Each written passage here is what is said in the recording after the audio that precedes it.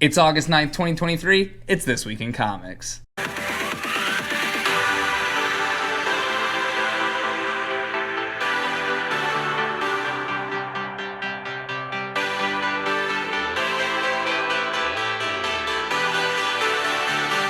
Hello everyone, it's August 9th, 2023. It's Dustin Dry at 2birdstoned815. Please click the subscribe button down at the bottom corner. It's This Week in Comics. The Enfield Gang Massacre #1 by Chris Condon, Jacob Phillips with help from Pip Martin. Montgomery Enfield and William Bloom lead a posse in the Wild West. But the West is settling, including our boy Enfield. However, local John Mulberry might have a different plan, especially for the outlaws. A murder, an ambush, and plenty of violence kick off this riveting Western. It's an intriguing first issue with art that is appropriate for the Western style, as well as a corrective lens of storytelling that the author is going through. The Enfield Gang Massacre #1 is a 7.5 out of 10. Spider-Man Annual #1, The Contest of Champions by Stephanie Phillips, Alberto Foce, and Raul Angulo. I keep calling it the Contest of Champions. I think it's the Contest of Chaos, but it kicks off more in this issue with Wolverine versus Spider-Man. The story is okay, and the art is okay enough as well, but I'm still unsure why this series exists.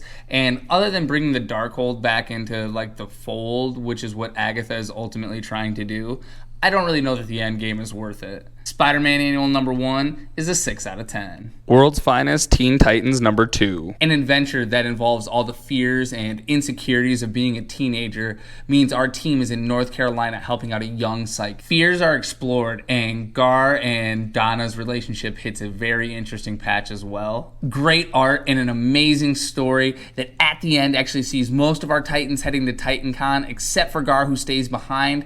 World's Finest Teen Titans #2 is an 8 out of 10. Night Terrors #3. Damian Wayne shows up and helps Dodds and Deadman escape the sleepless nights. Deadman enters Insomnia's memories again, and Damian and Deadman actually go into the Hollow. The two of them return, and Deadman has the Nightmare Stone, although he seems to be corrupted by it. Amazing art and actual plot progression means Night Terrors #3 is an 8 out of 10. Night Terrors, Zatanna #2. Zatanna zips along, battling the sleepless nights through the maze and halls of the Justice League. Zatanna actually battles her own inner demons and manages to bring Cliff back from being a sleepless night. Amazing art and a super fun team up between Cliff and Zatanna means Night Terrors Zatanna #2 is a 7.5 out of 10. Night Terrors Shazam #2. Mary manages to save her family by moving through their dreams and Shazamming their powers into them. Insomnia battles her throughout as the Captain. But did he just enter the real world as the Captain? This issue has good art, but the story is only okay. Night Terrors Shazam #2 is a 6 out of 10. Night Terrors Green Lantern #2. In the first part of this issue, Hal battles Parallax in a very satisfying way, actually, considering I did not like the first part in the first issue. The backup trippy Sinestro story continues to put Sinestro through his paces, and he does wake up, but what emerges is which version of Sinestro. Both of these stories in this issue have amazing art, and both have different but satisfying conclusions. Night Terrors Green Lantern #2 is an 8 out of 10. Silk #4. At the start of the issue, Cindy manages to get away from the demon Saya. She tells her brother Albert that he has to stay at the Sanctum Sanctorum while her, Wong, Saya's brother all go to confront Saya at her lab. However, Saya ends up entering Albert's dream with the intent to kill him. This series has good art, but it was kind of slow this issue. Silk #4 is a 7 out of 10. Spirit World #4. This is an exciting fourth issue with Xanthi, Constantine, and Cassandra all battling from beginning to the end of the issue. The individuality of the art, major consequences, and an unknown force push Spirit World #4 to an 8 out of 10. Avengers #4. Avengers #4 sees our heroes battling the Ashen Combine, the Impossible City, as the tribulation events continue. Throughout most of the issue, our heroes get their ass kicked, and it does not look good for them by issue's end. Amazing art, coupled with a story where the heroes don't kick butt, means Avengers #4 is an 8 out of 10. Guardians of the Galaxy #5. At the start of the issue, the Guardians are feeling sorry for themselves, and they head to cut off Grootfall at a major battle. Quill has a plan, but is it a good one? The art and story were both good in this issue, but with the promise of knowing what happened a year ago coming next month, I'm way more excited for next month's issue than I was able to enjoy this issue. Guardians of the Galaxy number 5 is a solid 7 out of 10. Danger Street number 8. The Dingbats finally get free and set their own plan into motion. Lady Cop and Ogre have quite the revealing dinner, while the Green Team and Outsiders come more into focus. The past of some of the characters begins to collide with the present as Danger Street has another amazing outing. Great art, great story. Danger Street number 8 is an 8.5 out of 10. The Scooby-Doo and Batman Mysteries number 11. This issue sees half the gang enter the virtual world while the other half solves the crime in the real world. While I often say that this is the least consequential series I read, this was actually a pretty fun issue. Batman and Scooby-Doo number 11 is a 7 out of 10. Alrighty guys, that's going to do it for all our issues this week, August 9th. Let's look ahead to August 16th. Death of the Venomverse number 2. Iron Man Annual Contest of Chaos, we'll see.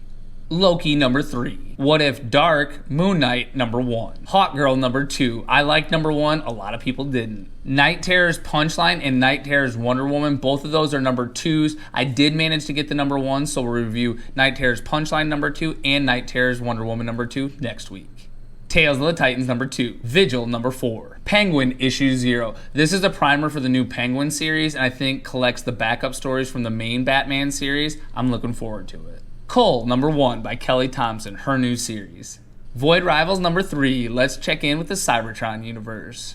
Groot number 4, and I'll actually review the entire series of Groot next week. And last is actually from a little known comic company called Scout Comics, so if my comic shop has it, I'll probably grab it.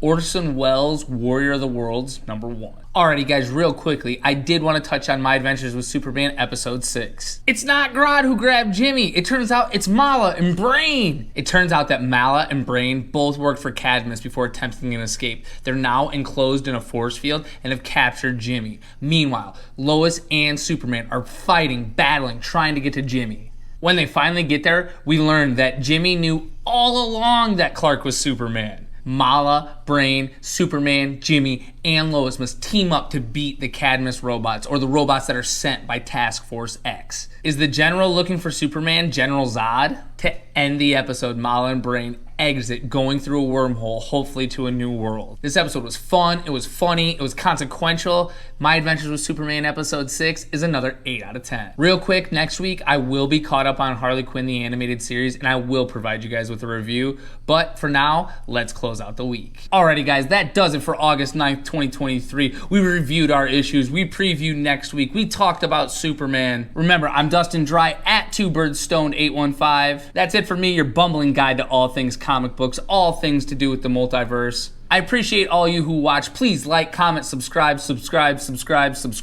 I enjoy any interaction with any of you. Please let me know the series you're reading. Please let me know any series you think I should be picking up. But let's fade to black and hit the music.